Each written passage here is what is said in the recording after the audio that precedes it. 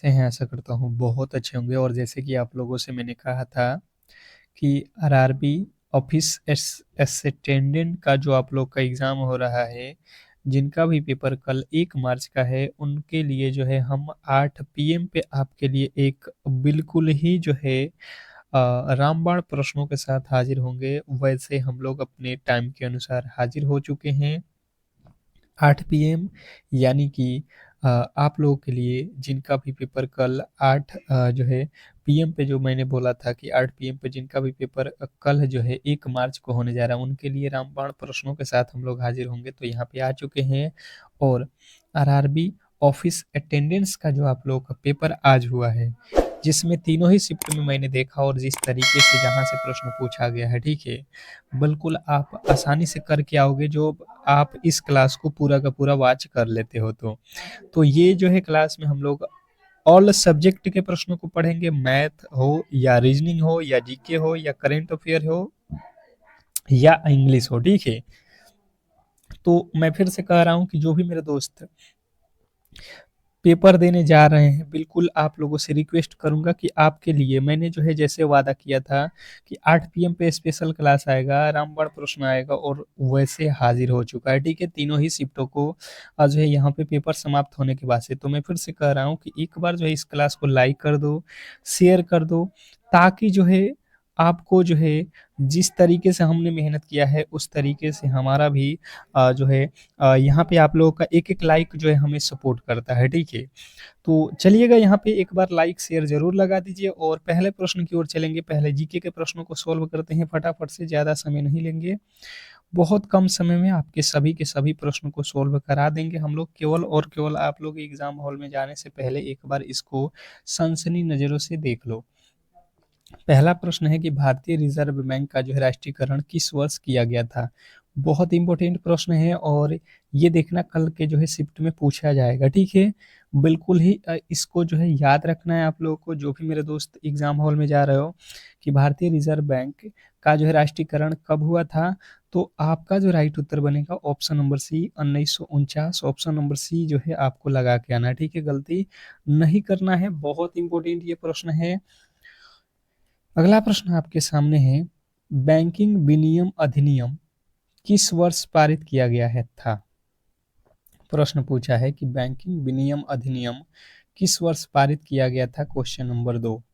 दूसरे नंबर प्रश्न का जो राइट उत्तर है फटाफट से आपको बताना है, ठीक है। अगर मालूम है, कोई भी प्रश्न का उत्तर मालूम है, तो फटाफट से कमेंट बॉक्स में बताओ। और किसका किसका पेपर कल 1 मार्च को है और किस शिफ्ट में है, एक बार कमेंट बॉक्स में सभी लोग बता दो। जो भी मेरे दोस्त इस क्लास को देख रहे हैं, फटाफट से कमेंट बॉक्स में बताने की कोशिश करेंगे। क्वेश्चन नंबर 2, दूसरे नंबर प्रश्न के राइट उत्तर जिन्होंने बताया है यहाँ पे, दूसरा नंबर प्रश्न क्या कह रहे हैं यहाँ पे, बैंकिंग बेनियम, तो ये भी आप लोगों का कब हुआ था, 1949। ऑप्शन नंबर बी आपको याद रखना है। अगला प्रश्न आपके सामने है कि वर्तमान में भारतीय रिजर्व बैंक के गवर्नर कौन है। तो देखिए, गवर्नर जो है आपके ये चारों ही ऑप्शन जो है यहाँ पे टाइपिंग एरर है। आपको क्या याद रखना है, भारतीय जो है रिजर्व बैंक के कौन है इस समय, संजय मल्होत्रा। कौन है इस समय वर्तमान में, तो संजय मल्होत्रा जो है आपको लगा के आना है, गलती नहीं करना है। संजय मल्होत्रा जो है वर्तमान में गवर्नर है। अगला प्रश्न आपके सामने है कि जो है वह दर जिस पर जो है आरबीआई वाणिज्यिक बैंकों को जो है अ, अल्पकालीन ऋण देता है, वह जो है क्या कहलाता है। देखिए, जो आरबीआई है, ये छोटे छोटे जो बैंक है जो इससे जुड़े हुए हैं, उनको जो है कुछ समय के लिए ऋण देता है, तो उसको क्या बोला जाता है। ये जो है प्रश्न आप लोगों से पूछ रहा है, ठीक है। तो उसको बोला जाता है रेपो रेट। रेपो रेट अगर पूछेगा कि ये जो आरबीआई है, ये उन बैंकों से, जो छोटे छोटे बैंक है, उनसे भी लोन लेता है, तो उसको बोला जाएगा रेपर्स रेटो रेट, ठीक है। अगला प्रश्न आपके सामने है यहाँ पे, भारत का पहला जो है भुगतान बैंक कौन सा है। भारत का पहला भुगतान बैंक कौन सा है, क्वेश्चन नंबर 5।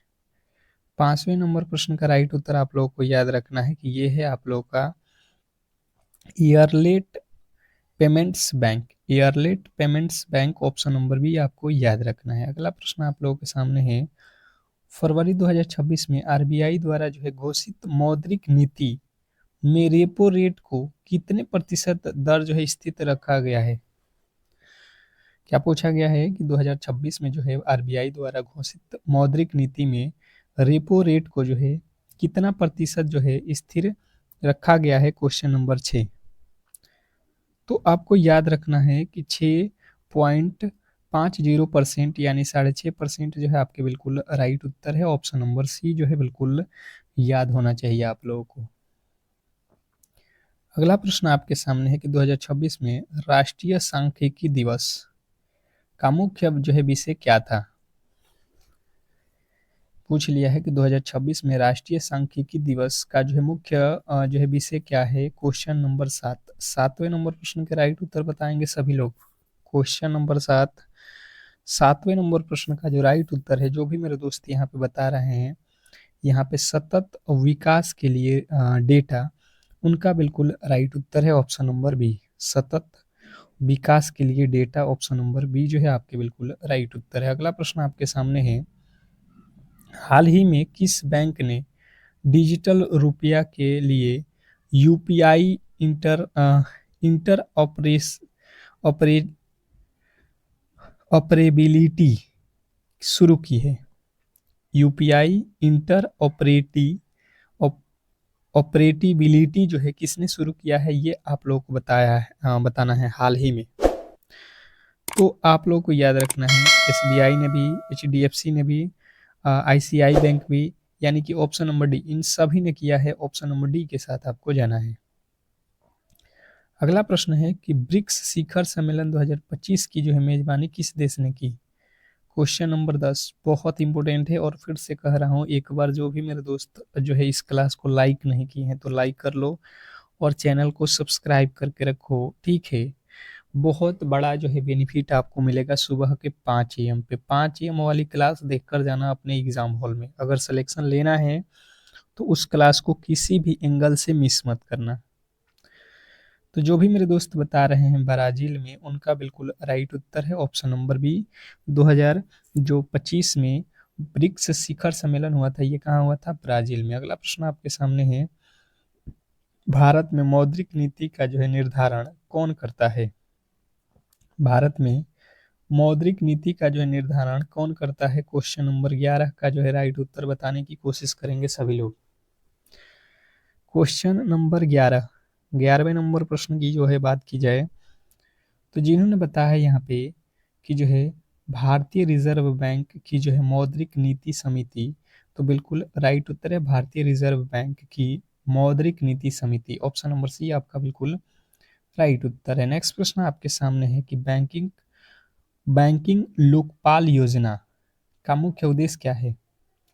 बैंकिंग लोकपाल योजना का मुख्य उद्देश्य क्या है? क्वेश्चन नंबर 12 बहुत इंपॉर्टेंट है। जिस तरीके के आज के पेपर में प्रश्न पूछा गया है उसके आधार पे ये प्रश्न मैं करा रहा हूँ, और देखना जब एग्जाम हॉल में बैठोगे तो इन प्रश्नों का महत्व क्या है आपको उसी टाइम पे पता चलेगा कि जो आप यहाँ पे पढ़ रहे हो सीधा एग्जाम हॉल वाला पूछेगा। ग्राहकों की जो है शिकायतों का जो है समाधान करना, ऑप्शन नंबर बी। नेक्स्ट प्रश्न आपके सामने है कि निम्नलिखित में से कौन सा बैंक भारत का जो है केंद्रीय बैंक कहलाता है? निम्नलिखित में से कौन सा बैंक भारत का जो है केंद्रीय बैंक कहलाता है? क्वेश्चन नंबर 13, 13वें नंबर प्रश्न का जो राइट उत्तर है, चलिएगा बताने की कोशिश कीजिए सभी लोग। 13वें नंबर प्रश्न के जो राइट उत्तर है वो क्या होने वाला है? तो जिन्होंने बताया भारतीय रिजर्व बैंक आरबीआई, उनका बिल्कुल राइट उत्तर है। नेक्स्ट प्रश्न, अगला प्रश्न की ओर चलेंगे, और अगला प्रश्न आपके सामने है, 1 रुपये के नोट पर किसका हस्ताक्षर होता है? 1 रुपये के नोट पे जो है किसका हस्ताक्षर होता है? ये प्रश्न बहुत इंपॉर्टेंट है, बहुत ज्यादा इंपॉर्टेंट है। आपकी एग्जाम हॉल में 100% ये आएगा। तो वित्त सचिव, वित्त मंत्री आप कह सकते हो। ऑप्शन नंबर सी जो है आपके बिल्कुल राइट उत्तर है। कभी भी आरबीआई गवर्नर का नहीं होता है 1 रुपये के नोट पे, ठीक है। बाकी जितने भी नोट है उस पे आरबीआई के जो है गवर्नर का होता है, तो आपको ध्यान देना है, गलती नहीं करना। अगला प्रश्न है कि नाबार्ड का जो है मुख्यालय, नाबार्ड का जो है मुख्य कार्य क्या है? क्वेश्चन नंबर 15, नाबार्ड का जो है मुख्य कार्य, बहुत बहुत ज्यादा बेहतरीन प्रश्न है। आप लोगों को याद रखना है कि नाबार्ड का जो मुख्य कार्य होता है ये होता है कृषि और ग्रामीण विकास के लिए जो है ऋण देना। कृषि और ग्रामीण विकास के लिए ऋण देना, ऑप्शन नंबर बी जो है आपका बिल्कुल राइट उत्तर है। नेक्स्ट प्रश्न आपके सामने देखिए, गणित का प्रश्न है और हर एक टाइप लिख दिया हूँ। देखिए प्रतिशत और आय से रिलेटेड प्रश्न है आप लोगों के सामने। बिल्कुल आपको एक एक प्रश्न बेहतर तरीके से समझाऊंगा और बिल्कुल यही टाइप और इसी तरीके के प्रश्न आपको एग्जाम हॉल में पूछेगा, आप आसानी से कर लोगे।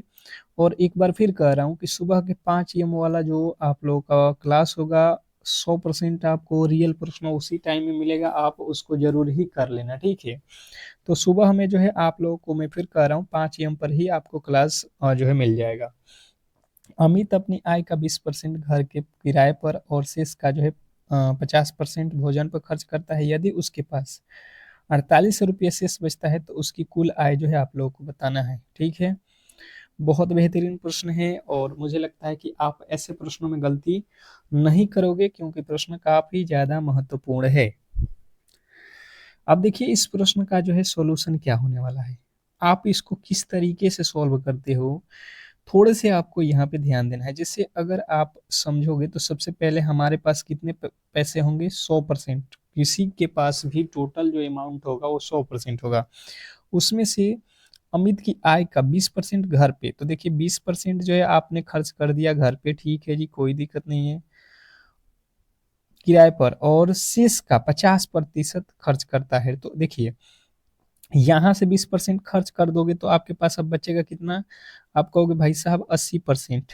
देखो 100 रुपया आपके पास था, उसमें से 20 रुपया खा जाओगे तो यानी कि 80 रुपया ही बचेगा। आप कह रहे हैं जितना आपके पास बचा हुआ है शेष, उसका 50% भोजन पे, तो देखो इसका 50% निकालना पड़ेगा। डायरेक्ट 50 घटाओगे बिल्कुल जो है गलत हो जाएगा, 50% निकालना पड़ेगा 80 का।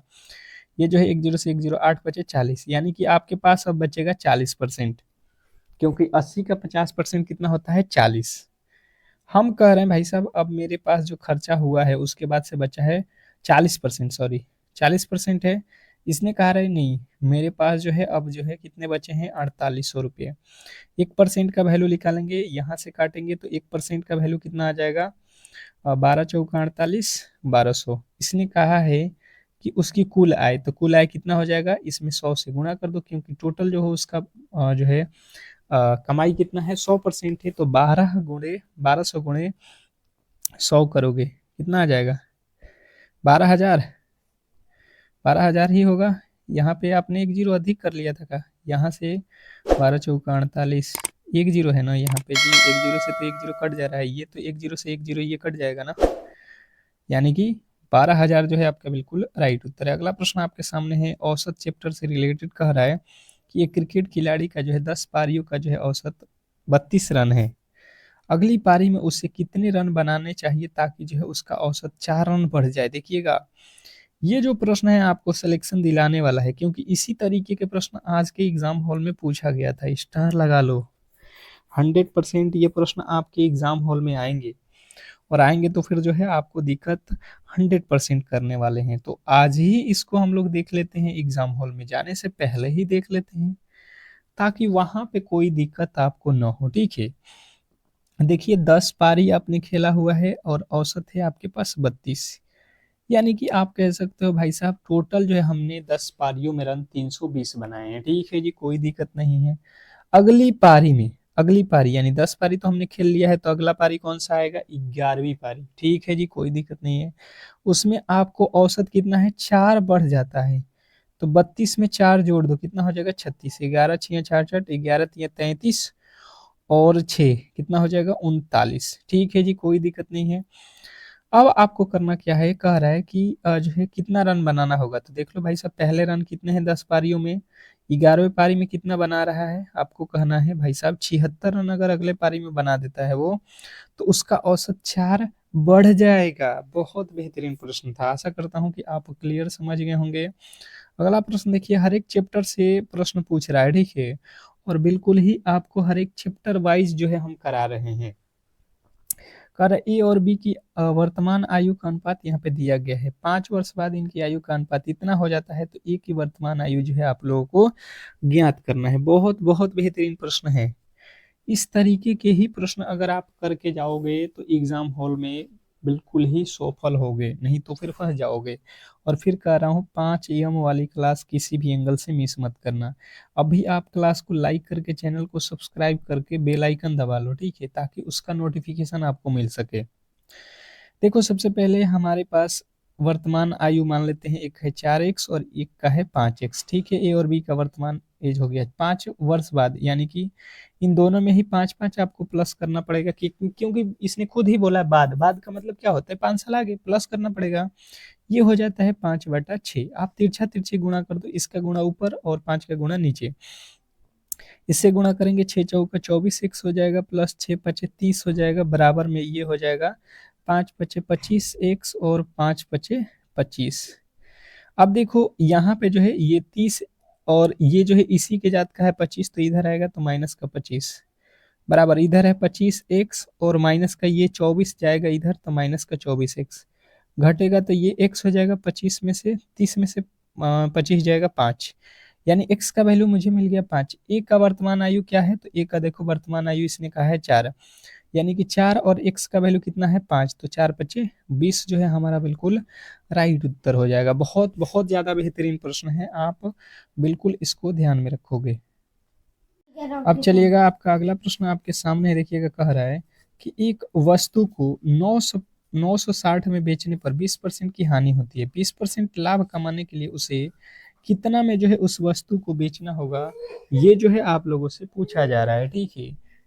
अब देखिएगा यहाँ पे आप किस तरीके से इस प्रश्न को सॉल्व करोगे। सबसे पहले आप देखो, अगर 100 रुपया का सामान है तो आप इसको अगर 80 रुपया में जो है बेच दोगे किसी से, तो आपको क्या हो जाएगा, 20% का हानि हो जाएगा। बात क्लियर, आपको समझ में आ गया होगा, ठीक है। तो इसने कहा है 960 रुपया का चीज है, ठीक है जी, कोई दिक्कत नहीं है। और आपको कितना 100 रुपया में खरीदे हो, तो 100 रुपया वाला पता करना है, यानी कि 80। अब देखिएगा यहाँ पे समझने की कोशिश कीजिएगा, इसने कहा है 20% का लाभ, यानी कि जो है आपका जो 100 रुपये का सामान है इसको कितना में बेचोगे, तो 120 रुपये में, तो 20% का लाभ हो जाएगा। 100 का सामान अगर आप 120 रुपये में बेच दोगे तो लाभ हो जाएगा। ये 100 से 100 काट दो, ये 10 से 10 काट दो, 12 8 96, 12 के पहाड़ में 12 में 12 से गुणा कर दो, 12 12 ही 144 और एक जीरो लगा दो। ऑप्शन नंबर बी जो है आपका बिल्कुल राइट उत्तर है। नेक्स्ट प्रश्न आपके सामने है, कार्य और समय से रिलेटेड प्रश्न की ए और बी मिलकर एक कार्य को 12 दिनों में कर सकते हैं, जबकि बी अकेले इसे 30 दिनों में कर सकता है, तो ए अकेले इस काम को कितने दिनों में करेगा। बहुत ज्यादा महत्वपूर्ण प्रश्न, आप इसको इग्नोर नहीं कर सकते हैं, ठीक है। अगर सिलेक्शन लेना है आपको, तो ये प्रश्न आपको बेहतर तरीके से आने चाहिए, ठीक है, क्योंकि यही वो प्रश्न है जो आपको सिलेक्शन दिलाने वाला है। अब देखिए इसको आप किस तरीके से सॉल्व करोगे, बिल्कुल ही आसान है, बिल्कुल ही आप आसान कह सकते हो। किस वे में आप अगर सॉल्व करोगे, तो देखिए इसने कहा है ए और बी, तो आप लिखो ए और बी मिलकर जो है 12 दिनों में काम करते हैं, जी हाँ, कोई दिक्कत नहीं है। और यहाँ पे ए अकेले जो है इस बी है ना, बी अकेले जो है इस काम को कितने दिनों में कर रहा है, तो 30 दिनों में कर रहा है, ठीक है जी, कोई दिक्कत नहीं है। तो इन दोनों का एलसीएम ले लो, कितना हो जाएगा 60। 12 के पहाड़े में 12 × 5 = 60, 30 के पहाड़े में 30 दूना का 60। अब हम यहाँ पे क्या करेंगे, हम ए का वैल्यू निकालेंगे। तो देखिए यहाँ पे क्या हो जाएगा कि ए और बी मिलकर 5 कार्य करते हैं, ठीक है, और बी अकेले जो है 2 काम करता है। तो ए का काम जब निकालेंगे तो टोटल 5 में से 2 घटा दो, 3 जो है काम आपका यहाँ पे निकल जाएगा। आपको टोटल काम कितना कराना है 60, उसमें 3 से भाग दे दो, तो 20 × 3 = 60, यानी कि 20 दिन में जो है आपका बिल्कुल राइट उत्तर है। नेक्स्ट प्रश्न की ओर चलेंगे, और अगला प्रश्न आपके सामने है, जो है क्षेत्रमिति। एक वृत्ताकार पहिए की जो है त्रिज्या 35 सेमी है, 440 मीटर की दूरी तय करने के लिए यह कितने चक्कर लगाएगा, ये आप लोगों को बताना है। तो देखिए पहिए की त्रिज्या यहाँ पे दिया गया है 35, और 440 मीटर की दूरी तय करने में उसे कितना चक्कर लगाना होगा, तो उसका पहिए के परिधि निकाल दो। पहिए का परिधि जो है आप निकाल दो। पहिए का परिधि क्या हो जाएगा 2πr, मैंने वृत्त की परिधि निकालना है, पहिया मतलब क्या है, वृत्त है, तो 22/7 × r का वैल्यू 35। ये 7 से 7 काट दो, 5 मरते में 5 दूना 10, यानी कितना आ जाएगा 200 कितना आ गया 20, 220 मीटर हो गया टोटल। जो है यहाँ पे कितना जो है लगाना है आपको चक्कर, 400, 400 जो है आपका 40, इसमें जो है 220 से भाग दे तो कितना चक्कर, कितना चक्कर लगेगा, यहाँ पे तो 2 आ रहा है जी। एक मिनट, ये सेमी में है, ये किस में है, मीटर में, देख लो ये सेंटीमीटर और मीटर में आपको चेंज करना पड़ेगा ना। तो यहाँ पे 2 जीरो लगा दो, क्योंकि 1 मीटर बराबर 100 सेमी, तो ये कट जाएगा 2, तो 2 में 100 से गुणा करोगे 200 में, 200 बार चक्कर लगाना पड़ेगा, ठीक है। अब देखो ये मीटर में है, ठीक है, और ये सेंटीमीटर है। अगला प्रश्न आपके सामने, 1800 की राशि पर 20% 10% वार्षिक ब्याज के दर से 2 वर्षों का जो है चक्रवृद्धि ब्याज आप लोगों से पूछा गया है। चक्रवृद्धि ब्याज आप लोगों से पूछ रहा है, किस तरीके से होगा, बिल्कुल आसान है, आप कर सकते हो। और आप फ्रैक्शन मेथड से जाओ, बहुत इजी हो जाएगा, ठीक है। एक बार क्लास को लाइक कर दो, चैनल से नहीं जुड़े हो तो जुड़ जाओ 5 AM वाली क्लास के लिए, ठीक है, बिल्कुल सुबह के 5 AM पर ही क्लास मिल जाएगा आपको। देखो 10% का फ्रैक्शन क्या होता है, 1/10, यानी कि जो है आप लोगों को यहाँ पे समझना है कि जो है अगर 1 रुपया 10 रुपया आपके पास है, तो अगले साल जो है वो जो है 11 रुपया हो जाएगा। 10 रुपया वाला सामान कितना हो जाएगा, 11। फिर जो है अगले साल अगर 10 रुपया है तो वो कितना हो जाएगा, 11। मतलब ये हो गया 2 वर्षों का है, तो इधर 100 में 10 से गुणा कर दो, 11 में 11 से गुणा कर दो, 121। मतलब अगर आपके पास 100 रुपया है तो ये 2 साल बाद कितना रुपया हो जाएगा, 2 साल बाद 121 रुपया हो जाएगा। मतलब आपको कितना ब्याज देना पड़ेगा, 21, ठीक है, 21%। तो यानी कि 8,000 रुपया है, इसका 21% हमें निकाल देना है। 8,000 जो रुपया है इसका जो हमें 21% निकाल देंगे तो चक्रवृद्धि ब्याज आ जाएगा।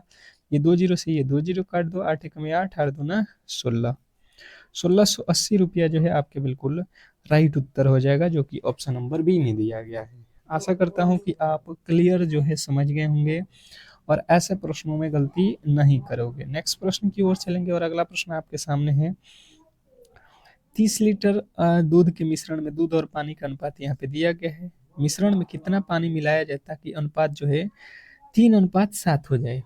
बहुत ज्यादा महत्वपूर्ण प्रश्न, बहुत ज्यादा, तीनों ही शिफ्ट में ये पूछा जाने वाला प्रश्न है, ठीक है। अब देखिए सबसे पहले आप लोगों को यहाँ पे समझना है कि हमारे पास 30 लीटर दूध है, ठीक है जी। इसमें जो है मिल्क और वाटर है।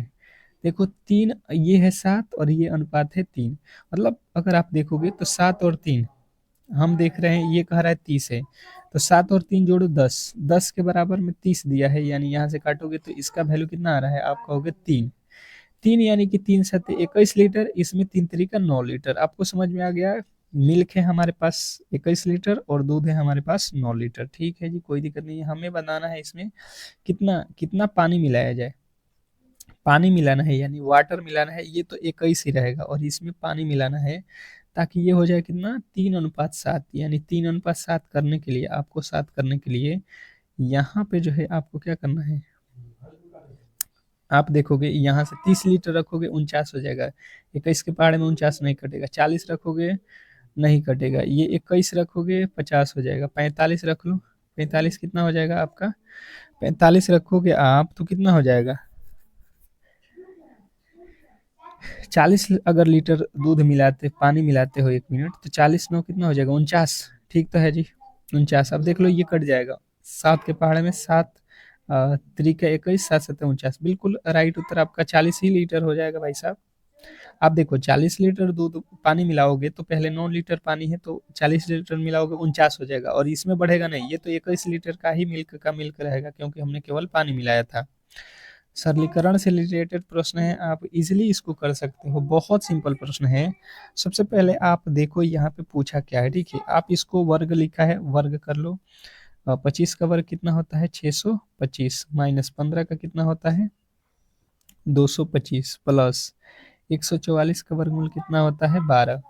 अब देखो यहाँ से माइनस कर लो, कितना हो जाएगा, 400 प्लस का 12, तो कितना आ जाएगा, 412 जो है आपका बिल्कुल राइट उत्तर है, ऑप्शन नंबर ए। और अगर आपने ए को चुना है, अगर आपने ए को चुना है तो बिल्कुल राइट उत्तर है। नेक्स्ट प्रश्न आपके सामने है, समय और दूरी से रिलेटेड प्रश्न की एक व्यक्ति 10 घंटे प्रति किलोमीटर की चाल से जो है चलता है, यदि प्रत्येक किलोमीटर के बाद 5 मिनट रुक आराम करता है तो 5 किलोमीटर की दूरी तय करने में उसे कितना समय लगेगा। बहुत बहुत ज़्यादा इंपॉर्टेंट प्रश्न है आपके एग्जाम के पॉइंट ऑफ व्यू से, ठीक है। बताने की कोशिश करेंगे सभी लोग कि इस प्रश्न का राइट उत्तर क्या होने वाला है। इस प्रश्न का राइट उत्तर क्या होने वाला है। देखिए सबसे पहले कह रहा है एक व्यक्ति 10 किलोमीटर प्रति घंटे की चाल से चल रहा है। ठीक है जी, कोई दिक्कत नहीं है। प्रत्येक किलोमीटर के बाद 5 मिनट रुकता है। मतलब आप देखो 10 किलोमीटर चलने में उसे कितना समय लगेगा, 60 मिनट। इसने कहा है कि हमें जो है 10 की स्पीड है, यानी कि हम जो है 6 मिनट में कितना चलते हैं, 1 किलोमीटर। 1 किलोमीटर चलने में हमें 6 किलोमीटर लगता है। और फिर जो है उसके बाद हम 5 मिनट जो है आराम करते हैं। देखिएगा उसके बाद 5 मिनट आराम करता है। ठीक है, कोई दिक्कत नहीं है। और फिर चलेगा 5 किलोमीटर चलना है हमें। 5 किलोमीटर चलना है, यानी कि इधर जो है 1 किलोमीटर चलने में 6, तो 5 किलोमीटर चलने में तो हम सीधा सीधी कह सकते हैं कि 6 5 30 मिनट लगेगा। पर आराम कितना बार करेगा, तो 1 मिनट बाद फिर से अगला बार करेगा, फिर अगला बार, यानी 4 बार तो आराम करेगा। 5 किलोमीटर जाने में वो 4 बार आराम करेगा। कितने, 4 बार। तो 4 × 5 कर लोगे, 4 × 5 = 20। 20 मिनट वो आराम किया, तो 20 और जो है 30 मिनट चला है, 20 मिनट आराम किया है, 50 मिनट लगेगा आपका बिल्कुल राइट उत्तर। नेक्स्ट प्रश्न आपके सामने है, देखिएगा कोडिंग डिकोडिंग से रिलेटेड प्रश्न कह रहा है कि यदि पेन को जो है ये लिखा जाता है और पेज को जो है ये लिखा जाता है, तो पेपर को जो है क्या लिखा जाएगा। कोडिंग डिकोडिंग चैप्टर का प्रश्न है, रीजनिंग का प्रश्न है, बहुत महत्वपूर्ण प्रश्न है। आप बिल्कुल ऐसे प्रश्नों को इग्नोर नहीं कर सकते हो। जैसे यहाँ पे लिखा है पी का कोड कितना होता है 16, ई का कोड कितना होता है 5, और इन का कोड कितना होता है 14। इनको जोड़ लो, 30 और 5 ये 35। बिल्कुल ही इसके प्लेस वैल्यू को ही जोड़ दिया है। अब भी वही काम कर लो। यहाँ पे पी होता है 16, फिर ए होता है 1, फिर पी होता है 16, फिर ई होता है 5, फिर आर होता है 18। ठीक है, आप देख लो 16 16 32, 32 से 18 50, 5 55 और 1 56। 56 जो है आपके बिल्कुल राइट उत्तर है। ऑप्शन नंबर बी जो है बिल्कुल राइट उत्तर है। नेक्स्ट प्रश्न की ओर चलेंगे और अगला प्रश्न आपके सामने है, देखिएगा कह रहा है यहाँ पे कि 60 छात्रों की एक कक्षा में जहाँ लड़कियां लड़कों से दुगुनी है। ठीक है जी।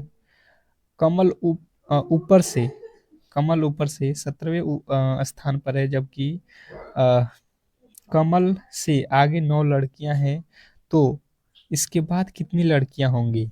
अब बताइएगा लड़कियों की संख्या इसमें कितनी है, क्या लगता है आपको। देखिए कुल इसमें 60 छात्र हैं, जिसमें से लड़कियों की संख्या जो है लड़कों से दुगुना है। मतलब एक जो है लड़का है, तो 2 जो है लड़कियां हैं, दुगुनी का मतलब। तो ये हम जोड़ेंगे तो 3x टोटल लड़के हो जाएंगे, लड़कियां हो जाएंगे। ये कह रहा है टोटल जो है लड़के लड़के 60 है, यानी x का वैल्यू 20, यानी कि जो है लड़कों की संख्या 20, लड़कियों की संख्या 40।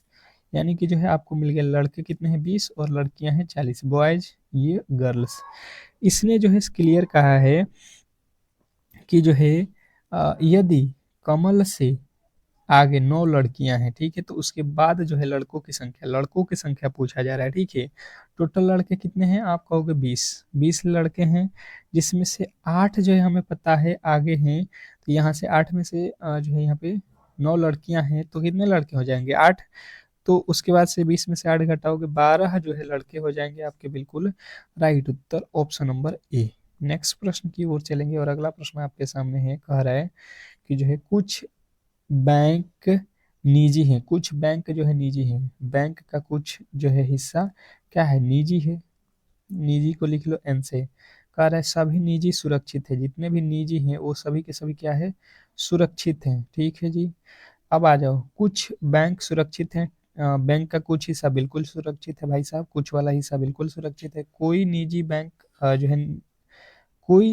बैंक नहीं है। बैंक का कोई भी हिस्सा निजी नहीं है, बिल्कुल है जी। बैंक का कुछ हिस्सा निजी है, दूसरा वाला बिल्कुल गलत। यानी कह सकते हो केवल और केवल पहला ही सही है। ठीक है। नेक्स्ट प्रश्न, अगला प्रश्न आपके सामने देखिएगा, कह रहा है कि एक व्यक्ति उत्तर की ओर 10 किलोमीटर चलता है। बिल्कुल आप उतना ही चलोगे जितना इसने बोला है। उत्तर दिशा मैंने आपको बताया है कि ऊपर होता है उत्तर, नीचे चलोगे दक्षिण, ये पूरब, और ये आपका पश्चिम। ठीक है।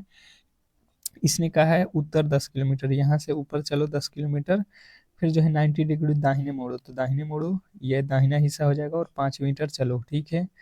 फिर से जो है दाहिने मोड़ो, फिर से दाहिना हिस्सा आपका नीचे आ जाएगा, और 10 मीटर चलो, 10 मीटर चल गए, अब प्रारंभिक बिंदु से आप कितनी दूरी पर हो, आप यहाँ से चलना स्टार्ट किए और यहाँ पे पहुँच गए हो, तो ये दूरी कितनी की है आपकी, तो ऊपर 5 की है तो नीचे भी 5 मीटर की हो जाएगी। आप ऑप्शन नंबर सी के साथ जाओगे। नेक्स्ट प्रश्न की ओर चलेंगे और अगला प्रश्न है कि the governor of RBI along with other जो है ऑफिशियल्स, और उसके बाद से यहाँ पे जो है आपको बताना है कि कौन सा वर्ड भरा जाएगा, ठीक है। एरिब्ड फॉर द मीटिंग, तो यहाँ पे एरिब्ड के जो है पहले क्या भराएगा, ये हम लोगों को बताना है। तो आप कहिएगा हैज, क्या भराएगा, हैज। ठीक है जी, कोई दिक्कत नहीं है। अगला प्रश्न आपके सामने है कि जो है आइडेंटिफाई द एरर, मतलब कहाँ पे जो है गलती है, इसको जो है हमें जो है बताना है, ठीक है। The manager told to the staff to work hard for the project. अब इसमें कहाँ पे गलती है, 32वें नंबर क्वेश्चन में पूछा गया है, तो आप कहोगे टोल्ड टू द, ये जो लिखा गया है बिल्कुल गलत है। अगला प्रश्न आपके सामने है what is the meaning of the idiom a piece of cake. तो इसका जो है अर्थ आप लोगों को क्या बताना है, आप कहिएगा very experience expensive item, she is heavy having a long of money is in her bank account. बताइएगा, इसको सेंटेंस को इम्प्रूवमेंट जो है करना है, सेंटेंस को इम्प्रूवमेंट करिए, यहाँ पे हो जाएगा आपका हैज, ठीक है। अगला प्रश्न, a person whose looks at the bright side of जो है थिंग्स, इसका जो है एक शब्द में उत्तर बताना है आपको, तो इसका क्या हो जाएगा, ऑप्टिमेट्स। ऑप्टिमिट्स जो है आपके बिल्कुल राइट उत्तर है, ऑप्शन नंबर बी। तो इस तरीके से जो है आज का जो है क्लास हम लोगों का यहीं पे संपन्न होता है। और जो भी मेरे दोस्त मेरे क्लास से नए जुड़े हैं तो बिल्कुल क्लास को लाइक करके चैनल को सब्सक्राइब करके रखो, ताकि सुबह के 5 AM वाली जो है क्लास आपको किसी भी एंगल से मिस ना हो, ठीक है। बहुत बेहतरीन क्लास रहेगा, आप उसको एक बार एग्जाम हॉल में जाने से पहले 100% देख लेना, आप आसानी से एग्जाम हॉल में करके आओगे हर एक प्रश्न।